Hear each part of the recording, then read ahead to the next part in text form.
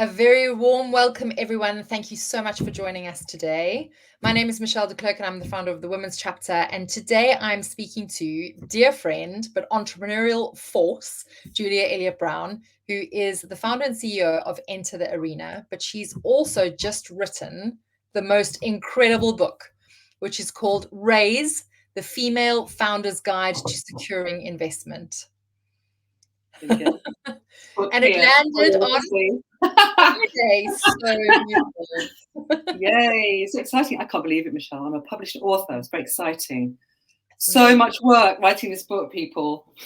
I can't even, and for as long as I've known you, I know this is something we've spoken about because you are so knowledgeable and you not only have all of the knowledge, but you have the lived experience as an entrepreneur of securing all kinds of investment for your businesses, which is very rare to find. Add to that you're a woman and you've literally ridden over all of the speed bumps along the way and what that means for a woman raising investment. So it is truly wonderful. I've read this book. I can't endorse it enough. And as I said to Julia, and I gave a testimonial for the book, which I was very, very honored to do, this is the Bible for female founders and fundraising, because as long as I have been involved in the female founder journey, fundraising consistently remains the most challenging element. And so difficult. Yeah, I mean, we all know it's a minefield in terms of jargon, process, knowing what's right for you. And Julia, you have played a really important role advising and helping women to get ready to raise. But this book is just, I think what you've done is the most incredible contribution to female founders in this country and beyond. So thank you. That is high praise indeed. I feel kind of like humbled. Honestly, it's been so much work. There have been many times it's been 2 years in the making that I've thought, why am I writing this book? I have to keep reminding myself why I was writing it, because it's so much work, actually. Even when you know all this stuff and I've been coaching women on raising investment for 7 years. I had 7 years myself as an entrepreneur, raising investment, building my business, so I knew it all. But I write a lot as well. I always used to do a lot of LinkedIn posts and social media stuff. So I kind of thought, how hard can it be? It's a lot. But so I really hope it's worth it. But all the time, spent just structuring it and making sure that the language made sense, that it was inclusive, that it was thoroughly researched. Because when you put something down on paper like that, Michelle, it's, it needs to be good. It needs to be good. I think it's good. I'm really proud of the book, and I hope it makes the impact that I desire it to make. Well, I mean, from my perspective, reading it, I think my kind of really key takeaways, firstly, in terms of the style, it was really accessible. You have demystified the jargon, the process, answering a lot of the questions that I think founders have when they're embarking on this journey, but also preempting and providing information around some of the things that we don't ask and should be. So I think that it was really important. And I loved all of the case studies. They're focusing on women raising investment, but I think it's really important to not only showcase them as role models and show what they've achieved, because like you and I've spoken about so often, there's a lot of negativity around securing investment and from a female founder perspective. But actually, the work that you've done and the case studies that are included show how possible it is if you've got the right. That's the thing. I mean, we hear all these terrible stats, don't we, about how little funding goes to women. It is shocking, with less than 1% of venture funding. I mean, why this is not in the headlines more astounds me, because we talk about the gender pay gap, but the difference there is nothing compared to what's going on in funding. So that does put a lot of people off, and they think, oh my God, I can't even face this. I don't want investors. This is not something I'm going to embark on. It feels like this really impenetrable world, very scary world. It feels like it's going to be something that's going to take a lot of time, energy, resource, and there's some truth in that. Don't get me wrong, but you don't get anything in life unless you put yourself out there and go and put the work in. Yeah. But this book is about saying, if raising investment is right for you, and there's a caveat there, because lots of people it's not right for, and we talk about that in the book, what is investment? Why would you want to raise it? Why wouldn't you want to raise it? So that's important. But if you are going to do it, there are ways to raise investment that will shortcut a lot of that pain. And I know that, having been an entrepreneur, raising investment myself, and been through so much of that pain. So we can shortcut it, but to be successful as female founders, we have to empower ourselves with the knowledge of how all this works and the understanding of how to go about it and the skills we need to raise investment, because you need quite a lot of skills to be good at this stuff, right? It's not something you can just do without putting in some work. And it can also feel like a full-time job, and I think so many people are unprepared for that, for the time investment, and what that means from a mental energy perspective, but also just all of the kind of physical slog of going to meetings and putting yourself out there constantly. It's not like what we see on Dragon's Den, where it's a one-off meeting. There's a lot is television, highly edited. They're filming it for the whole day. Yeah, you're right. I mean, this and it is easy to let it suck up all of your time and energy if you're not clear about how to go about it in the right way. There is no linear path to this. There is no absolute one way to raise investment. There are millions of different ways to do it. It has to be what's right for you. But yeah, if you can, and that's the stuff that we talk about in the book, is about taking a real step-by-step approach to it so you don't get overwhelmed, really focusing on your mindset stuff and keeping your confidence high and your energy levels high, because that can really suck the life out of you. And just loads of tips and hints about how to go about this in the right way, so that you don't fall into those massive holes in the road as you go along. And of course, there will always be challenges. It's not like you're going to read this book and it's the magic answer. I'd love to tell you it was, but it isn't. Some things will work, some things won't work, and it very much depends on you and your business. But the principles of how to go about raising investment apply across any industry, across any stage of business. Fundamentally, this is about making sure that you've got a really great business that investors want to back, that you put the commercial structure around it really well, that you communicate it effectively to the market, that you speak to the right people in the right way, and that you understand how to get their commitment. It's kind of like it is a sales process, raising investment, but this time you're selling a share in your business, but you're also selling yourself as a female founder. And that's something that many of us, and myself included, I think in the past, can find quite challenging, to get comfortable with being bold, with asking for enough money, with valuing our companies high enough, for making the ask, will you invest in me? Putting together a really strong financial forecast, all of those things where we kind of feel somehow that we don't deserve this, that we're not good enough. But, this is about stepping into your power. I think that's what we have to do, to forget those stats you hear. If we look at those stats and it puts us off, well, of course, it's going to be a self-fulfilling prophecy, right, Michelle? Yeah. Well, I mean, one of the things that really stood out for me, and I think, we hear a lot about authenticity when we speak about, the entrepreneurial journey and being true to yourself. And one of the things that I loved about the book is that quite early on, you talk about how you turned down the first offer of investment that you had. And I think about how difficult that must have been, but also how amazing it is that was part of your journey and other people get to read that part. Because I think, although we shouldn't need permission, it does give people permission to walk away from something they know isn't right for them. Because I think there's this idea that you should get offered whatever's on the table, you should take whatever's on the table. But actually, to be able to step back and go, do you know what? Thank you, but no thank you. This isn't right for us now.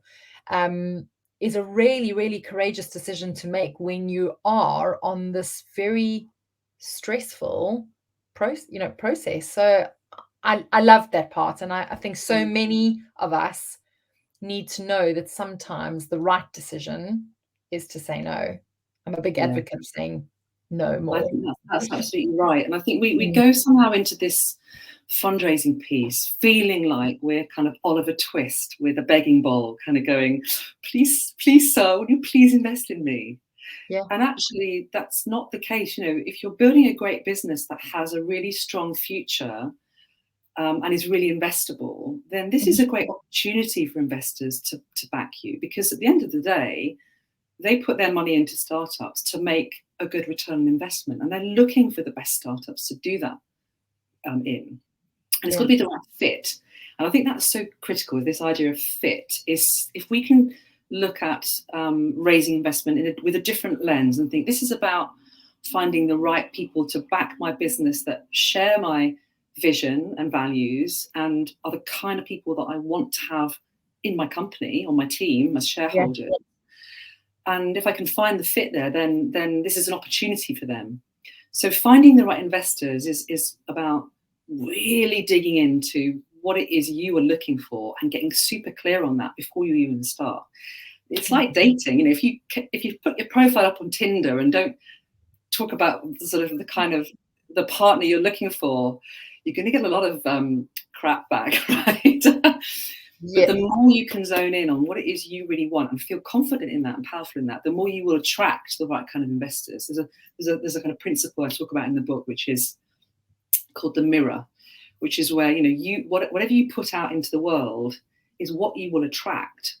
So if you are going into this feeling unsure, not confident in your business, in a panic about the fact that you're running out of money and you desperately need investment, you're kind of giving off all the sort of the wrong waves into the market, and people will sense that and take advantage of that. Whereas if you can go into this feeling super powerful and confident, and a lot of that actually for us women is about doing the prep work. It's about empowering ourselves. It's about thinking, I've read everything I need to know about this subject. I have done my homework. I'm ready. The only thing I'd say about that is we have to make sure that we don't wait until we are 150% ready until we do it, because our male counterparts sure are not doing that. We have to get a little bit comfortable with not having everything perfect and taking that risk sometimes and kind of saying, you know what, I've done a good enough job and I'm ready to go out and do this. And put ourselves out there, So there's lots of these things that are really specific, I think, to female founders around confidence, belief, preparation, perfectionism. And you layer that on top of all these terrible stats you read and the stories you hear from other people, and there's a lot to think about. Yeah, well, but it also kind of articulates how different the journey is for women, and I know there are a lot of people that would dispute that, but really reading all of those case studies and the different perspectives that you come at it from, it reminds you of that. But I also think by knowing that and being prepared, you're in a much better position to navigate whatever barriers you may come up against. And I love that idea of, done is better than perfect, because so many of us, a prime example, need to get better at accepting done rather than having to make sure that it's perfect. So Julia, I think for those that might be listening and don't know your story, would you be able to just give us a quick introduction into how you came to be working in the field that you have? Because what's so special about you is you've been there and done that. You've worn the t-shirt. So you really are very, very accomplished in terms of being an entrepreneur, but also to be advising women on how to secure investment. So how did you get to this point? Yes, I've got lots of scars and made lots of mistakes along the way. To be honest with you, I will be first put my hand up on that. I mean, I've been in the startup industry for quite a long time now, probably it's at least 25 years. Yes, I know I don't look old enough, but it is at least 25 years. You just had a birthday even. I know, shush, don't tell anyone how old I am. But yeah, I mean, I started my whole kind of work life, I suppose, actually in investment banking, weirdly, which was not an area that I particularly enjoyed working in, but I did start sort of working in the city. I worked for a data provider, providing market data and systems into investment banks, and I was there for a few years. It was great, actually. I learned a lot by being in a big corporate, but the world of kind of investment banking per se wasn't really for me. I found it very, very dry, and I was a small fish in a big pond, and so I And the whole dot-com world was really taking off back in the late 90s. And I was so excited by what was happening that I took the leap out of a big corporate and went to work for a dot-com called upmystreet.com that had just raised £12 million in funding. So it was really exciting times. There was a lot of growth, and I was running their business development. It was a consumer website that had about 1 million unique visitors a month. And I was running the team to do all the advertising, sales and business development. And so I cut my teeth there in the kind of startup vibe. And what I loved about it was really just getting ideas off the ground and a small team of really smart individuals who were all working towards a common goal and vision. And everybody was so enthusiastic. It was wonderful. So I loved that. And a few years later, the company got acquired by uswitch.com, who you might know is a big kind of broadband switching provider. And it was back when they were also a very small startup.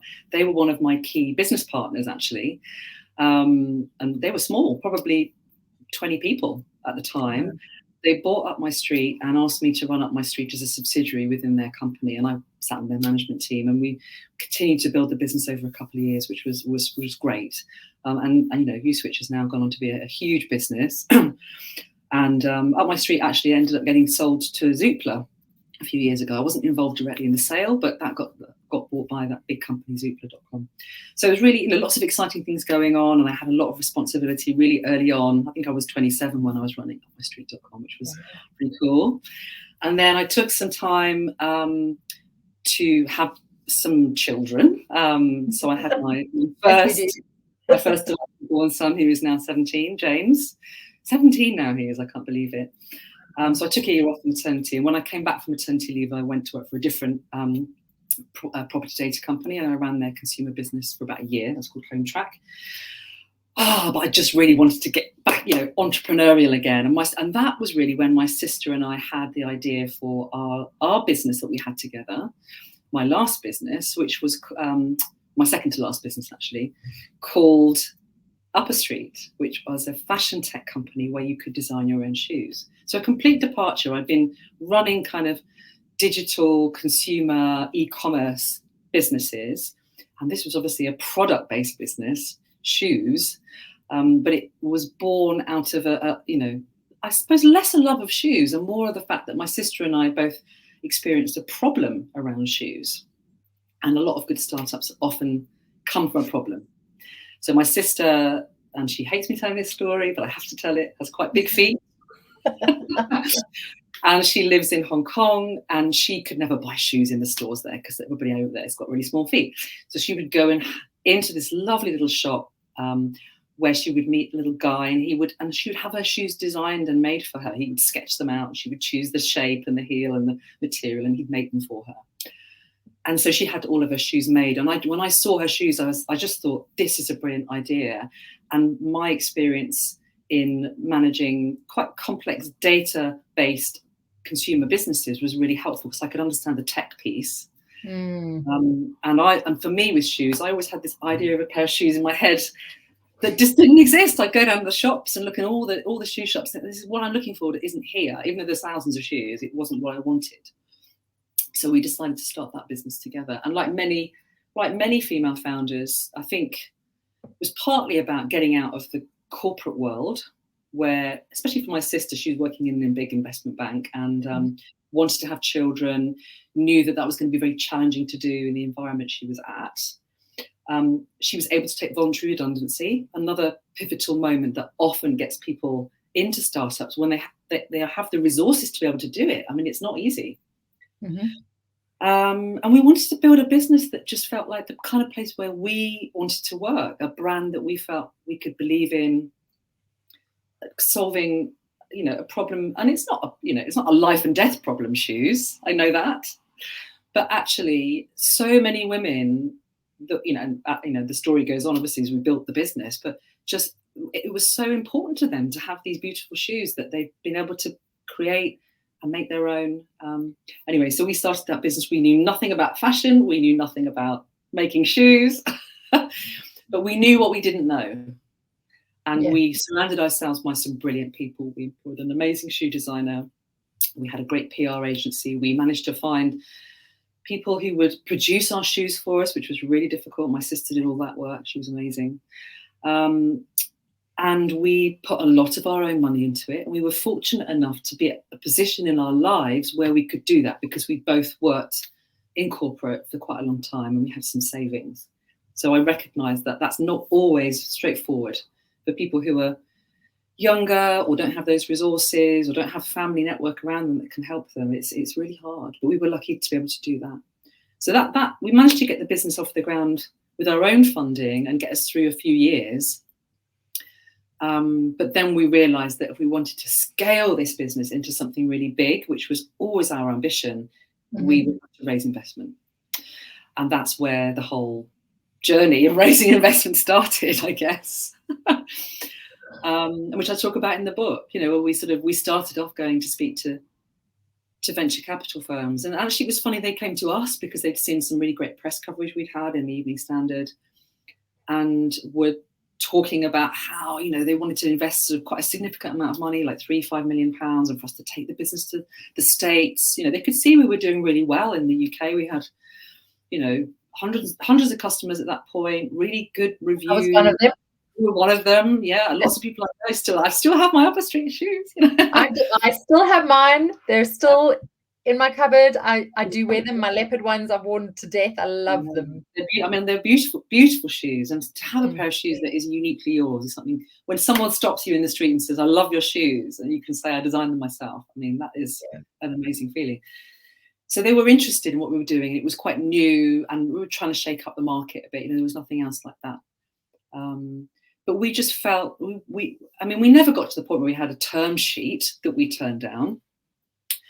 But we turned them down quite early on in the discussion, because we just realised that we weren't ready for it, that we felt that we would have to run too fast if we went with the venture capital firms at that point, when we were barely starting to crawl, never mind stand up and walk with our business. And so we decided not to go down that route, and instead carried on building the business, and then raised funding from the bank. We then went on to raise from two venture capital firms in the UK, and then we also did crowdfunding. So I kind of, it felt like we were just always fundraising. I think that's the reality, is that if you're a high growth startup and you need to keep putting rocket fuel into the business to make it grow quickly, fundraising is often something that you will constantly be doing, unfortunately.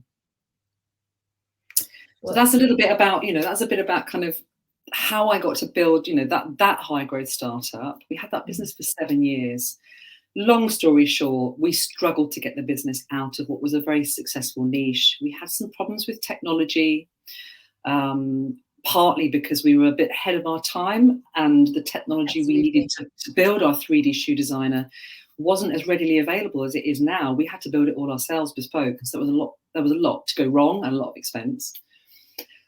And there were some issues as well with some of the funding strategy that we adopted, and I think we thought that once we got a venture capital firm on board, that they'd keep on following their money, and there was a lot of naivety there, and so all of those lessons, about where things went wrong, and things would always go wrong, is what I've been able to take forward. And so when we decided to shut that business down after 7 years, it was a decision we took with our investors, the right decision, because we realized if we couldn't go big, then we'd rather go home. I think that's, without telling you the whole story, we just were like, if we can't make this really big, we don't just want this to be a small business. We don't want to keep scrabbling around the bottom of the pit here. Let's call it a day. Tough, really, really tough decision. One of the hardest decisions ever, because we lost all our money. Our investors lost their money. Our customers were absolutely gutted. We had to let our staff go. It's a horrible thing to have to go through, but it is also part of the game of venture. That is, if you are building that kind of business, not that many will survive. That the stats are not great. You have to be prepared for that, and try to not take it personally. You can only ever do your very, very best. But also, the more you can learn from your own mistakes and the mistakes of others, the better. And so, and that's why, so nearly 8 years ago now, Michelle, I decided to set up Enter the Arena, And it was only a month after I closed Upper Street. I thought I'd take a month off to just sort of lick my wounds and think about what to do. And then I just thought, actually, this is something, this whole raising investment piece is massive. I could never get this kind of support that I wanted. The advice I'd always had been thrown at the sidelines at me from mostly men in suits who'd never been an entrepreneur, who'd never actually raised investment themselves, who couldn't understand the whole 360 piece about what was involved, didn't understand what it was like being a female entrepreneur in this space, raising investment for a very female-focused business, which adds another level of complexity. It just felt to me like a no-brainer that I needed to do something to help other women in this space. And yeah, now it's 8 years later. We're still here. We're still here. And I'd love to tell you that the dial has moved significantly in terms of how much funding goes to women. Not yet. Stuff's happening. It's happening slowly. It's happening too slowly, but it is coming. Well, I remember the end of Upper Street, and you and I actually had lunch, like I think sort of in those days just after, and I was blown away. It wasn't just lunch, Michelle. I think there might have been a couple of very large rums involved, actually. Yes, we were drinking rum on the rocks. Yeah.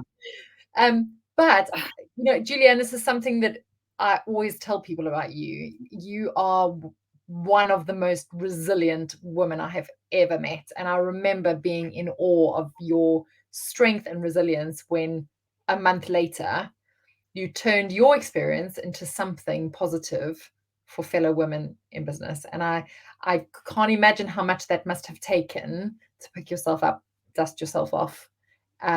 But what you have done over the last 8 years in terms of helping so many women on their career path, and I know many of them myself who've come from our community who've said, Julia was a really integral part of my journey. And so I think the contribution that you've made is remarkable. And now with your book, putting all of that into one place so that, you know, and I say this, like, I think even if you're not intending to raise, you still need to read this book, because what happens with so many women, and I'm sure you see it as well, so many founders, is they start off thinking that it's a kitchen table business, or, you know, that it's kind of, and they find themselves in the throes of fast growth suddenly, and they haven't mapped out what they want that to look like. And suddenly then they're faced with this, well, we've got to raise, we've got to go out and get investment. And so I think even if you don't ever think you want to raise investment, you still need to read this book, because it gives you an understanding of what this landscape looks like for a female founder. Yeah, I couldn't agree more, Michelle. I couldn't agree more. And I think, you know, I wish I'd read this book when I was starting out, because when I started building that business, when Katie, my sister, and I started building our fashion tech business, honestly, we wrote our business plan and we actually didn't even think we would need funding, because we made all the wrong assumptions. And I think had I read this book, because quite a lot of this book is about, you know, what makes an investable business. And there's a lot in here which is about business growth strategy, which is actually so important in its own right. And I think the sooner we understand this space, when it comes to that point where you might need investment, you've got the knowledge, you're empowered. You know, and if you read the book and you kind of go, I never want to raise investment, I'm really happy about that as an outcome, because there are too many people also that think they want to raise investment and maybe they shouldn't. And so, you know. Absolutely. I mean, the number of times I've had conversations with people who've just started businesses and say their next step is to go out and talk to VCs. And you kind of think, oh, I think you've missed a whole lot of steps in between. And I think your book is so good in putting that whole process into context and helping people understand what's involved, what kind of preparation you need to do, so that you're in the best possible position to assert your worth and know what's a right fit for you, because, you know, as we both know, that's so important. And then to have the confidence to walk away if it isn't right, or to really go for it if it is. And have no regrets, because I think there's so much uncertainty when you don't have somebody kind of guiding you, because everybody's experience is different, because every business is different. Sorry, Michelle.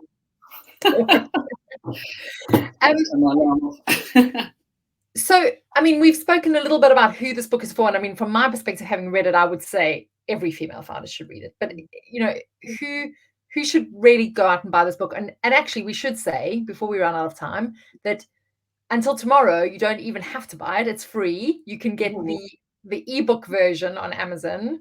And what we'll do is, Julia, if you're okay with it, we can put a link to that at the bottom of this at the end, so that you can click through and order that. And I highly recommend it. Share it with somebody you know who might not be able to afford to buy the book right now.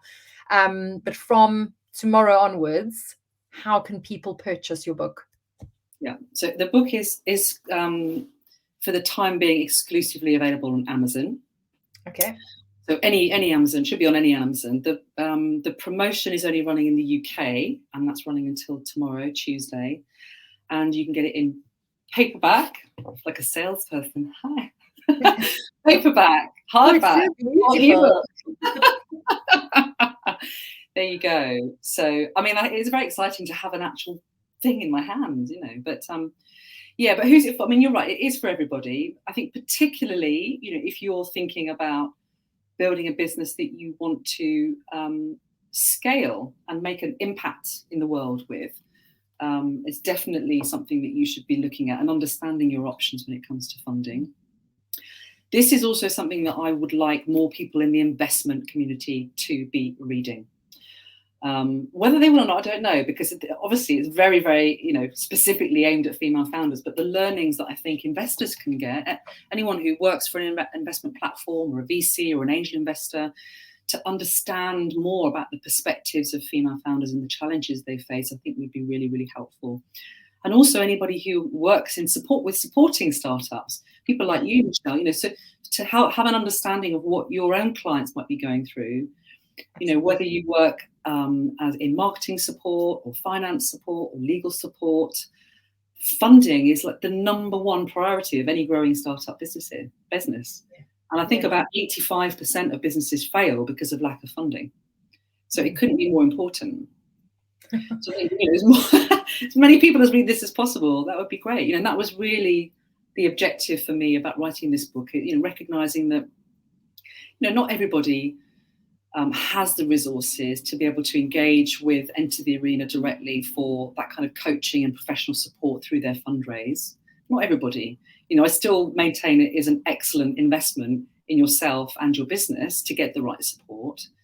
Yeah. And I think even if you've read the book early on, you may still want that support later on, because, you know, a book is a book. It's not quite the same as having, it's like if you were trying to win Wimbledon. You know, you can read a book on how to play tennis and you'll learn a lot, but you probably also want to get a tennis coach at some point if you want to, you know, actually become a champion. Yeah. So that's kind of the analogy that I would use. But I think for me, this is about making it super accessible. Everybody can afford a book.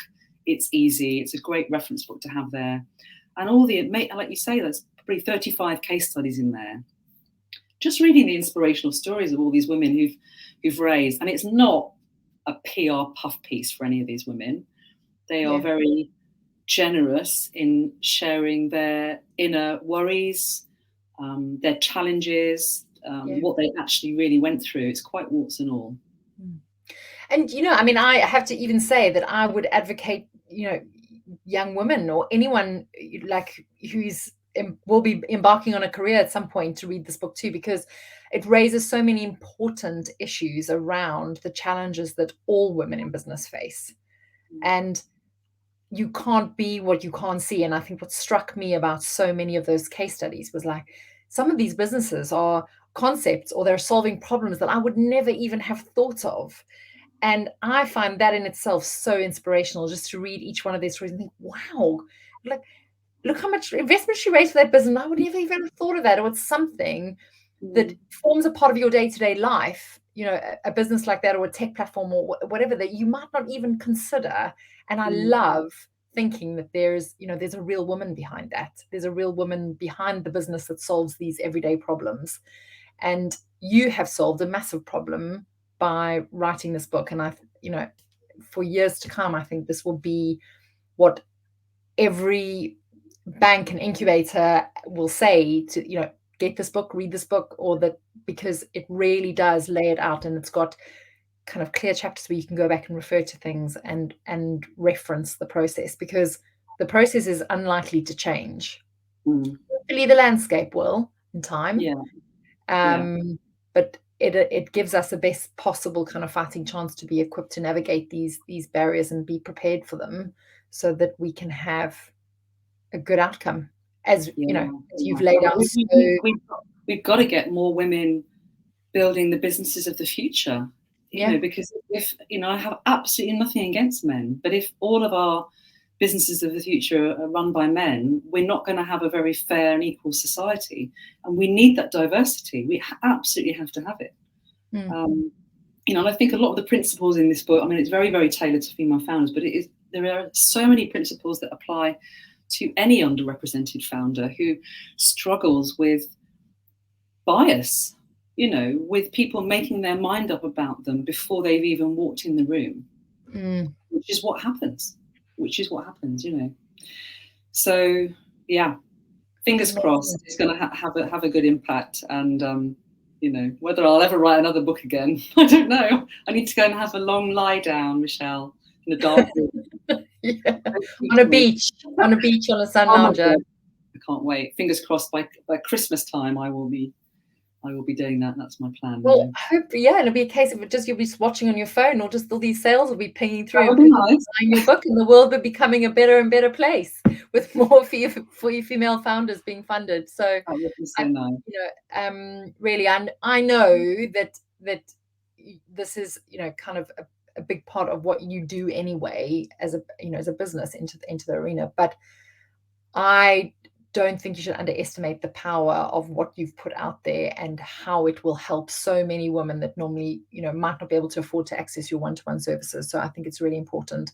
And I would encourage anyone that's listening, buy this for the women in your lives that you love for Christmas. You know, send them the ebook before tomorrow, or link to it so that they can download it, share it. I actually I spoke at a Ministry of Defence event last week, and it was about inspiring women in tech. And I've sent the link to their whole network, because so many of those women will have second and third careers, and a lot of them have entrepreneurial aspirations, but have no idea how to navigate the corporate landscape. And I think your book also really highlights a lot of the challenges that many of us face without even trying to fundraise. So thank you so much. So yeah, please, everyone. That's a pleasure. And should we talk about what we're up to in November, Michelle? Yes, we should. Yeah. So Julia and I are actually going to be hosting a panel discussion, which will be drawing on Julia's amazing network of female founders who have raised different kinds of investment. And we are going to be hosting an event for that. Will be for 120 people at the Samsung Centre at Coal Drops Yard on the 24th of November.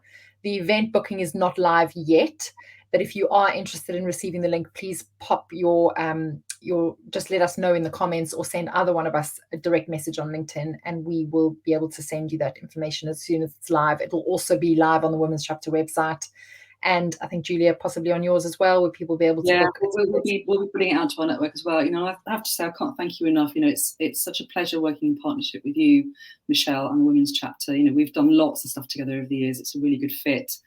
And I can't wait to do this event in November, because it's been so long since we've done something like that, you know, since the pandemic, really, to have a proper big event where we can, you know, get some of these issues out on the table, inspire people, you know, challenge them. Yeah. So sorry. Just take my pills. You're taking my pills right now. Oh, okay. Overrides all my alarms. Sorry. Take your pills. Don't worry. Not pills for anything you need to worry about. No. But yeah, I mean, just being out there and having a big event, and it's really exciting to do it in the Samsung Gallery, which is an amazing space. We're going to be doing some nice nibbles and some nice drinks, which are coming from some of the great startup brands that we work with, and just an amazing networking opportunity, I think, too. So it's going to be fun. Yeah. I mean, both of us are so passionate about supporting women-led business, and this is going to be our first kind of proper in-person opportunity to do so. So as far as possible, all of the suppliers and people that we're going to have involved in the event are going to be the founders of women-led businesses or part of women-led businesses, which is going to be super exciting from a kind of storytelling perspective, but also just to bring people together and have a chat and a hug and a couple of drinks and some fun together, because that's something I think all of us have desperately been needing. Yeah, so we're going to put the fun into fundraising, Michelle. Oh, with some cheese. Yeah. No, I'm teasing. No, and I think it's also important to say, Julia, you've hit the nail on the head there, that this event, our plan for it is that people walk out with a spring in their steps around what the possibilities are for them. And that, you know, how really there are so many success stories that need to be told rather than all the doom and gloom. And we want people to leave feeling really energized and positive about what it means to be a female founder and what your opportunities are if you want to go out and source investment. So get in touch with us if you'd like to find out about it. Otherwise, make sure you're on our mailing lists and you will be the first to find out when the link to book lands. Thank you so much, Julia. Thank you, Michelle. It's been a pleasure. And just in case you missed me doing my shameless promo, this book, we'll put the link. And don't forget, you can get the free ebook copy on Kindle until tomorrow. What's not to like about that? No, and I just took a screenshot because I'm going to share that as well. Thank you so much. For anyone who came in halfway through, this will be available still on LinkedIn. On this link, you can go back and watch it from the beginning. It will also be downloaded and uploaded onto the Women's Chapter website. So you'll be able to find that underneath our events. We have all of our video recordings there of the chats that we have with amazing people like Julia. So you'll be able to catch it there as well. And I hope you all have an amazing week, Julia. It has been like amazing talking to you. And I'm so pleased that we finally got to talk in public about your book. Yes. And I'm very, very grateful to have been one of the first people to have eyes on it, because as I've said before, this is the Bible for female founders to fundraise. So make sure you buy it for yourselves and share it far and wide. Thank you so much, Michelle. Have a lovely day. You too. Cheers. Bye. Bye.